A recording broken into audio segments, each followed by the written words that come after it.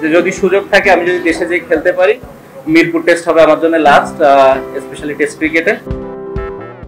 সাকিব আল হাসান লাল সবুজের এই মহানায়কের এটাই যে দেশের বাইরে লাল বলের শেষ পদচিহ্ন, এমনকি এটাই হতে পারে তার শেষ টেস্টে নামা। চেয়েছিলেন, শর্ত জুড়ে আবদার করেছিলেন দেশের মাটি, ঠিক যেখানকার ধুলো বালি রোদ বৃষ্টিতে ভিজে তৈরি হয়েছে সাকিব নামের এক মহাকাব্যিক ইনিংসের, সেখানেই তুলে রাখতে নিজের সাদা পোশাকের জার্সি। প্রিয় সমর্থকদের শেষ বেলার তীব্র ভালোবাসা বুকে জড়িয়েই একটা রূপকথার গল্পের শেষটা টানতে। তবে নির্মম বাস্তবতার বলি টাইগার ক্রিকেটকে বিশ্বমঞ্চে তুলে ধরা এই বিশ্বসেরা অলরাউন্ডার। বিসিবির সিদ্ধান্ত আসার সাথে সাথেই সাকিব জেনে যান তার দেয়া শর্ত আর পূরণ হচ্ছে না, তাই ঘরের মাঠে সাকিবের শেষ টেস্ট হচ্ছে কিনা তাও এখন প্রশ্নের বেড়া জ্বালায়। তাই তো এবার কানপুরেই সাকিবকে বিদায়ী টেস্টে সংবর্ধনায় বাদিয়ে রাখতে চায় উত্তরপ্রদেশ ক্রিকেট। সালটা 2007, চট্টগ্রামের মাঠে এক অলরাউন্ডারের টেস্ট ক্রিকেটে অভিষেক ভারতের বিপক্ষে। এরপর একে একে ব্যাট ও বল হাতে নানা কীর্তি রচনা করে দেশের ক্রিকেট সমর্থকদের ভাসান আনন্দে সেই অলরাউন্ডার। টেস্ট ক্রিকেটে বাংলাদেশের সবচেয়ে কম বয়সে অধিনায়কের মতন গুরুত্বপূর্ণ সিংহাসনের মসনদেও বসে যান তিনি, যার পারফরমেন্স নিয়ে প্রশ্ন তোলাটাও যেন ছিল কঠিন।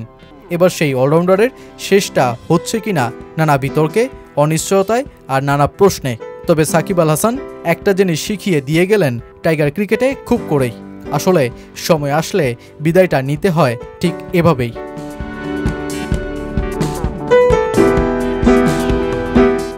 সাকিব চেয়েছিলেন দেশের মাঠে দক্ষিণ আফ্রিকার বিপক্ষেই তিনি লাল বলের ক্রিকেটে শেষের দাড়িটা টানবেন।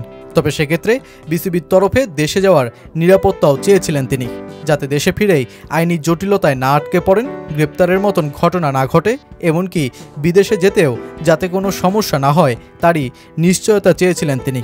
কিন্তু এরপরেই বিসিবির দীর্ঘ একটা বোর্ড সভা শেষে সাকিব আল হাসানকে হতাশই করেন টাইগার বোর্ড সভাপতি ফারুক আহমেদ। সভা শেষে তুলে ধরেন বিসিবির বাস্তবতা। নিরাপত্তার বিষয়টি আমাদের হাতে নেই, তাকেই এ ব্যাপারে সিদ্ধান্ত নিতে হবে। বোর্ড থেকে এ ব্যাপারে কিছু বলতে পারবে না। নির্দিষ্ট একজনকে ব্যক্তিগতভাবে নিরাপত্তা দেওয়ার সামর্থ্য নেই বিসিবির। নিরাপত্তার বিষয়টি সরকারের উচ্চ পর্যায় থেকে আসতে হবে। বিসিবি কোনো এজেন্সি না, পুলিশ না, র্যাব না। সাকিব যদি এখান থেকে শেষ টেস্ট খেলতে পারে, ওর মতো আমিও বিশ্বাস করি এর থেকে ভালো কিছু হতে পারে না। সাকিব এ মুহূর্তে তার জীবনের সবচেয়ে বাজে সময় পার করছে। তাকে বোঝানোর চেষ্টা করিনি, সে মনে করেছে অবসর নেওয়ার এটাই সঠিক সময়। আমি তার সিদ্ধান্তকে সম্মান জানাই। আমার দিক থেকে ওর জন্য খুব বেশি কিছু বলার নেই।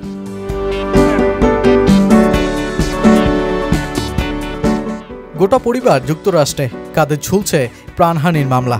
দেশে ফিরলে সাকিবকে জেল ও আদালত পর্যন্ত দৌড়ঝাঁপ করতে হতে পারে।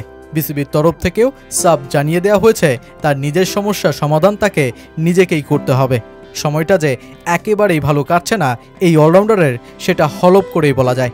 এত অনিশ্চয়তার ভিড়ে নিজের ইচ্ছের শেষ টেস্ট খেলতে সাকিব কি দেশে ফিরবেন কিনা তারও এখনও পর্যন্ত নেই নিশ্চয়তা। সাকিব যদি কঠিন সিদ্ধান্তের পথে না হাঁটেন, তবে কানপুর টেস্টটি হয়তো হয়ে যেতে পারে মিস্টার 75-এর শেষ টেস্ট।